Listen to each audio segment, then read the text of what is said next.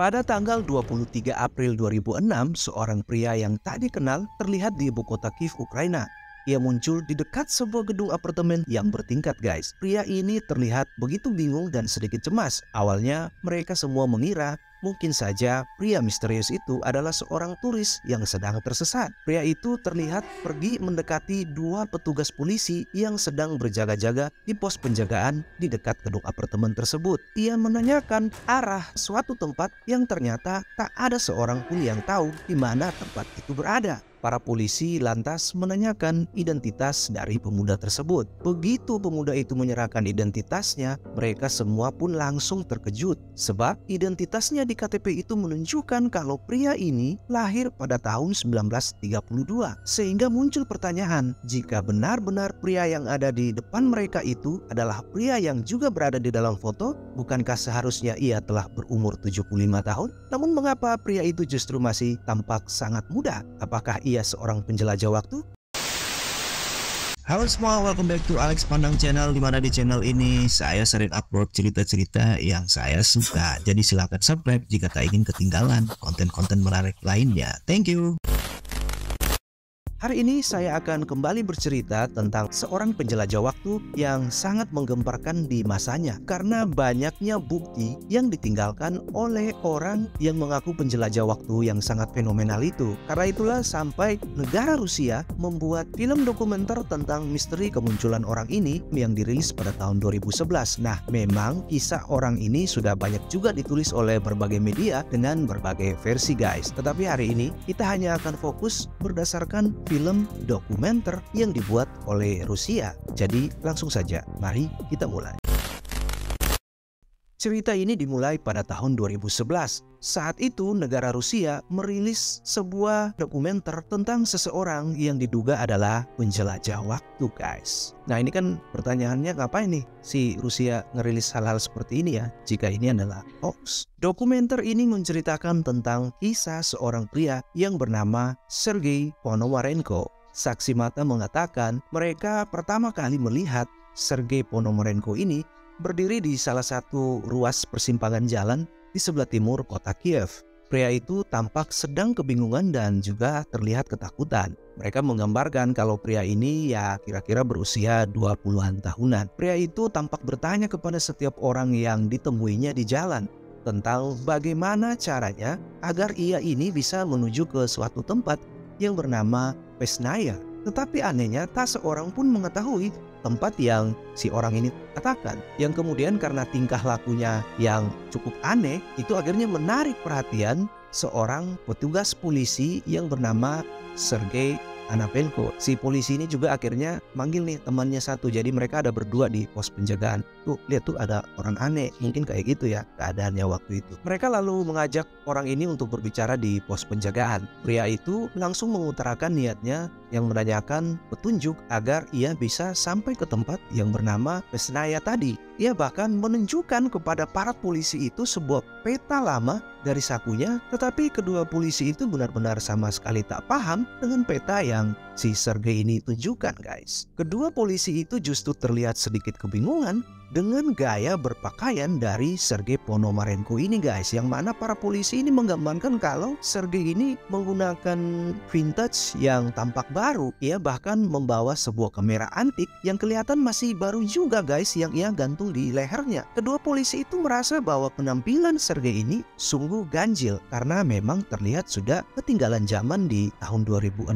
tersebut, guys. Salah satu polisi segera meminta KTP Sergei ya. Betapa terkejutnya dia karena di dalam KTP tersebut, Sergei Ponomarenko ini tercatat lahir pada tahun 1932, guys. Itu artinya jika KTP itu benar, maka si Sergei Ponomarenko ini harusnya sudah berumur 74 tahun di tahun 2006. Tetapi kenyataannya dia justru masih terlihat sangat muda, guys. Nah, mereka lihat nih di foto sama orang yang ada di depan itu persis banget, nggak ada bedanya, nggak ada kelihatan seperti diedit. Jadi seharusnya jika itu benar, maka dia ini sudah harus berusia 70 tahunan. Keterkejutan para polisi ini semakin bertambah karena mereka baru menyadari kalau KTP Sergei tersebut memang asli karena dikeluarkan oleh Uni Soviet, negara yang sudah tak ada dan ada capnya. Mereka tahu nih kalau cap itu nggak sembarang karena ini cap yang udah ditarik ya. Ini benar-benar asli, sehingga mustahil jika KTP itu adalah buatan orang-orang yang iseng saja. Salah satu polisi mengatakan ia sebenarnya tak langsung percaya. Ia justru berpikir barangkali pria ini adalah orang gila yang kabur dari rumah sakit jiwa dan berhalusinasi untuk menjadi seorang penjelajah waktu ya. Karena cerita penjelajah waktu ini memang sangat banyak. Itulah sebabnya mereka hendak membawa orang ini ke klinik psikiater terdekat yang ada di sekitar situ. Sayangnya si Sergei Ponomarenko ini bersikeras guys, mengatakan bahwa dirinya adalah seorang yang waras. Ia tak ingin menemui psikiater. Yang ia butuhkan katanya adalah jalan menuju ke tempat yang bernama Vesnaya tadi guys. Maka tak ada pilihan lain nih bagi kedua polisi tersebut selain harus segera menangkap Sergei dengan alasan ya ia adalah seorang gelandangan yang dapat menimbulkan keresahan di tengah-tengah kota. Jadi karena tak punya pilihan lain, si Sergei ini akhirnya mau nih dibawa untuk ke klinik ya, daripada ditangkap karena gelandangan mending diperiksa ya. Yang mana nantinya di klinik tersebut itulah bukti-bukti keberadaan dari Sergei Ponomarenko ini menggemparkan banyak orang. Sejak sampai ini si Sergei Ponomarenko memang sudah terlihat aneh guys. Ia terlihat seperti orang yang kebingungan, gelisah dan juga takut-takut begitu. Resepsionis yang bertugas kala itu mengatakan bahwa sejak si Sergei ini sampai dia memang sudah terlihat benar-benar kebingungan. Saya ingat dia terus melihat ke arah ponsel saya. Dia hanya menatapnya dengan tatapan aneh seolah dia baru pertama kali melihat ponsel itu. Saat itu langsung terpikirkan di benak saya, mungkin dia ini adalah seorang pasien yang akan menyulitkan kami semua. Beberapa saat kemudian, kepala klinik Dr. Pavel Kritikov tiba guys. Setelah menerima laporan para polisi, tak berapa lama pun si Dr. Kritikov ini ngajak, ayo bawa dia ke ruangan saya gitu ya. Nah, ketika tiba di dalam ruangan kerja dokter lalu mempersilahkan nih si Sergei untuk duduk. Dr. Kritikov pun langsung memulai percakapan. Ia berkata, beritahu saya apa yang terjadi dengan kamu dan apa yang kamu rasakan. Namun jika kamu tak mau berbicara dengan saya, maka saya terus terang saja tidak dapat membantumu, kata Dr. Kritikov kala itu. Sergei pun lalu menjawab, saya tidak yakin dok, apakah dokter dapat membantu saya. Sergei lalu bertanya lagi kepada dokter, tanggal berapa hari ini? Dan dokter pun menjawab, hari ini adalah tanggal 23 April 2006. Sergei kembali berkata, hal terakhir yang dia ingat adalah di hari itu adalah hari Minggu kedua di bulan April tahun 1958. Selebihnya ia tak mengingat apa-apa lagi. Dokter yang penasaran lalu berkata lagi kepada Sergei, jadi menurut kamu saat ini adalah masa depan bagi kamu?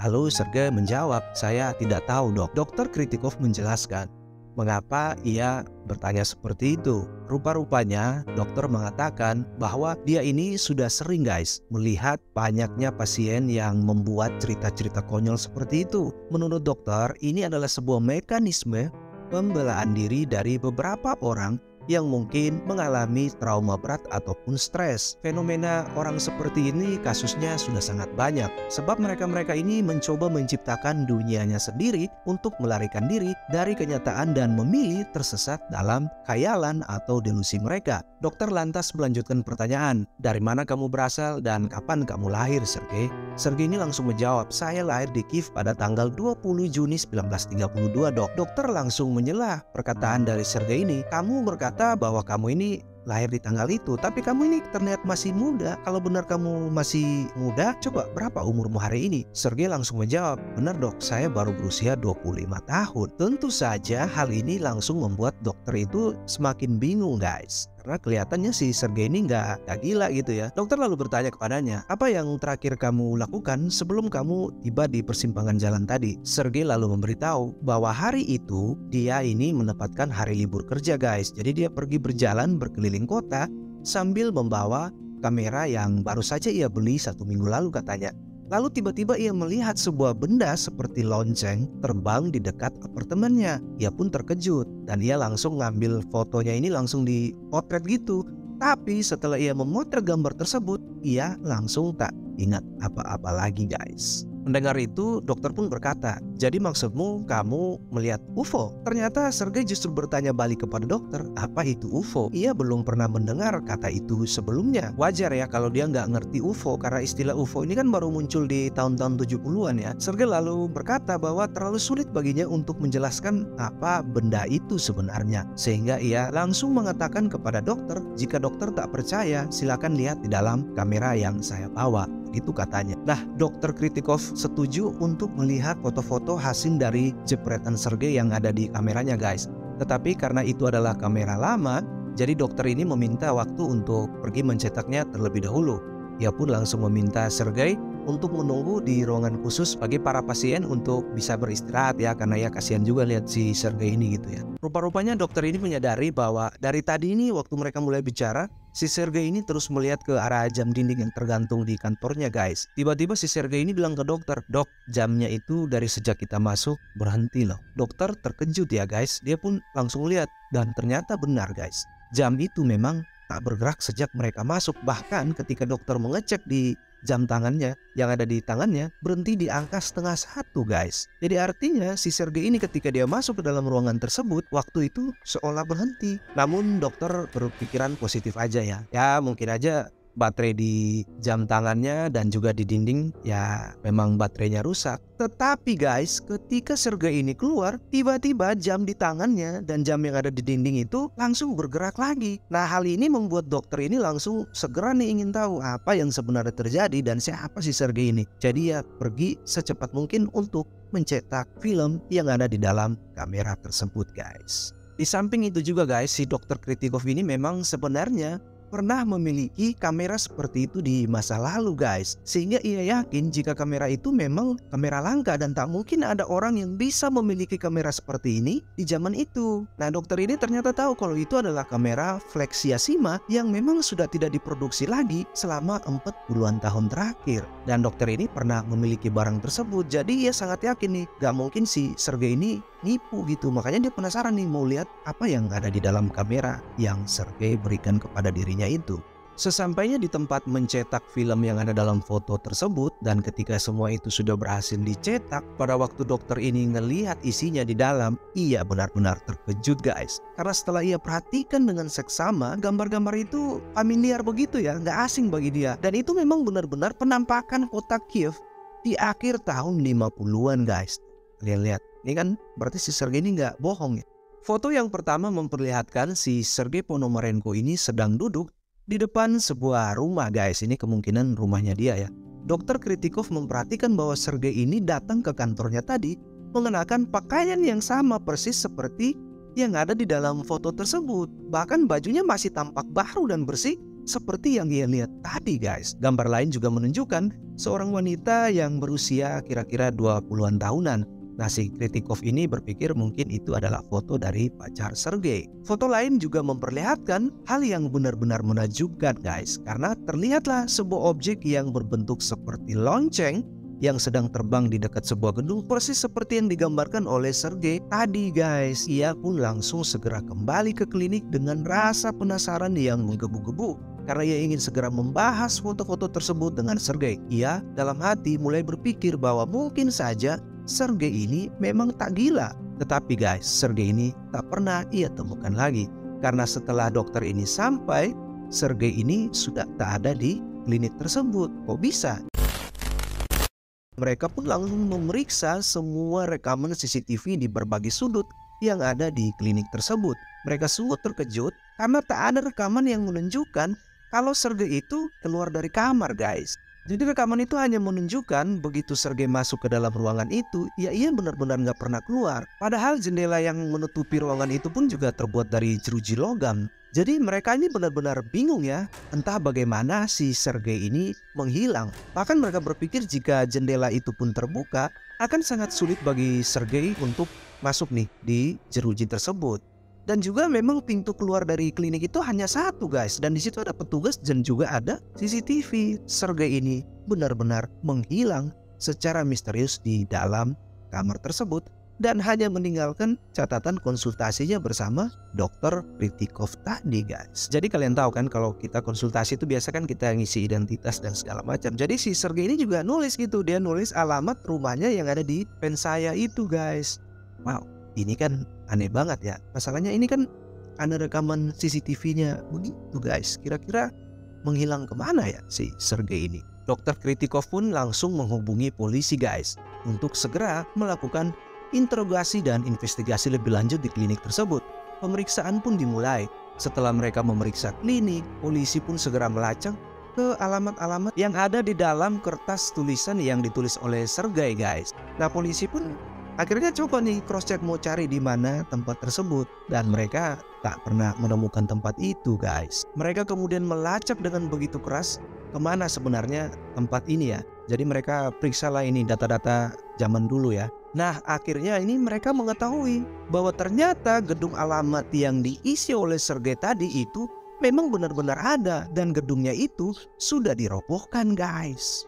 Wow, ini semakin menarik ya guys. Dan para penduduk atau para penghuni itu telah dipindahkan ke gedung yang lebih besar yang ada di dekat tempat itu dibangun di tahun 1960-an guys. Jadi ya kalian paham kan, ini gedungnya ada, emang zaman dulu ada, tapi udah dirobohin nih tahun 60-an dan dibangun lagi yang baru di dekat situ juga guys. Dan gedung itu masih berdiri hingga tahun 2006 kala itu. Polisi ini kemudian tiba-tiba berpikir ya, oh kayaknya mungkin kalau benar si Sergei ini hidup di tahun itu, mereka mungkin bisa ngecek nih orang-orang tua zaman dulu. Siapa tahu ada yang kenal si Sergei ini. Mereka lantas menelusuri dan menggali catatan sejarah tentang bangunan itu. Dan ternyata benar guys, mereka menepati data kalau Sergei Ponomarenko memang pernah tinggal di gedung itu. Dia bahkan tercatat tinggal di sana selama belasan tahun guys.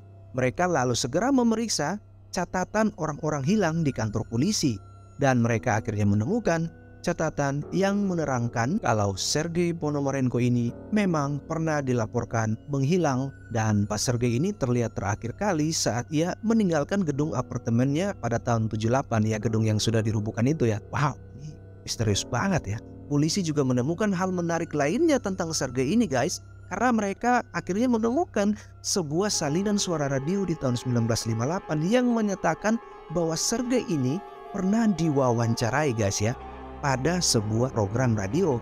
Saat itu dia ini nelpon dan bercerita kepada pemirsa bahwa dia bisa melihat masa depan guys.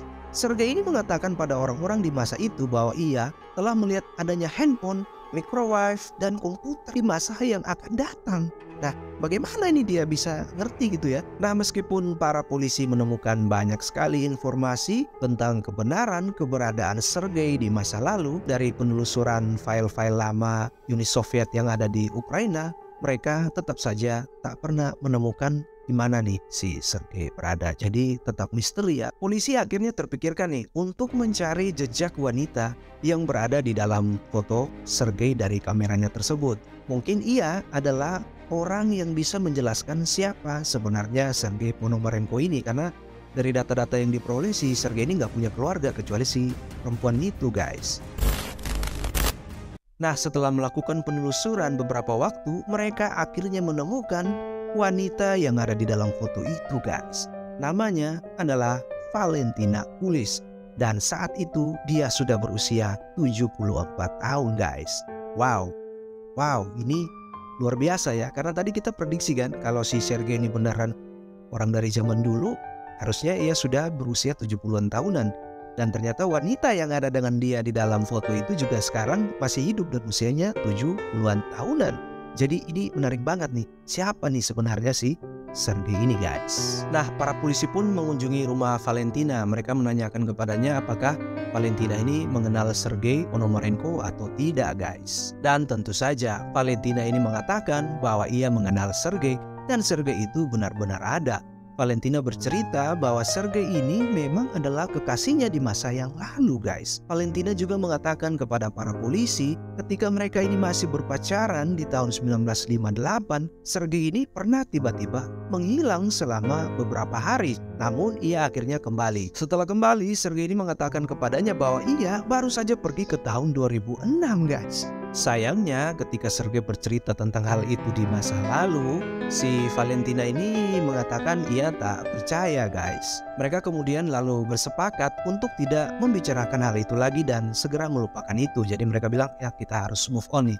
Akhirnya Sergei pun hidup bersama Valentina selama beberapa tahun guys. Hingga akhirnya si Sergei ini pun kembali menghilang di akhir tahun 78 guys. Dan sejak saat itu si Sergei ini benar-benar tak pernah bisa ditemukan lagi. Kepolisian juga akhirnya mengeluarkan surat kematian untuk Sergei Ponomarenko di tahun 1978 karena mereka ini telah mencari kemana-mana tapi gak pernah menemukan di mana jejak Sergei guys. Sehingga membuat Valentina ini akhirnya menikah nih, menjalani hidupnya dengan cara melupakan Sergei Ponomarenko. Namun Valentina tiba-tiba bertanya kepada para polisi mengapa mereka tiba-tiba mencari Sergei ini guys. Padahal ia sudah melupakan pria itu puluhan tahun lamanya. Lantas para polisi ini mengatakan kepada Valentina bahwa ada seseorang di rumah sakit jiwa yang mungkin telah meniru Sergei. Jadi menurut mereka mungkin orang ini mengaku-ngaku nih sebagai orang yang bisa menjelajah waktu. Namun guys, Valentina ini justru tak menunjukkan rasa kaget. Ia malah berkata kepada para polisi, "Tunggu sebentar, ada yang ingin saya tunjukkan kepada kalian."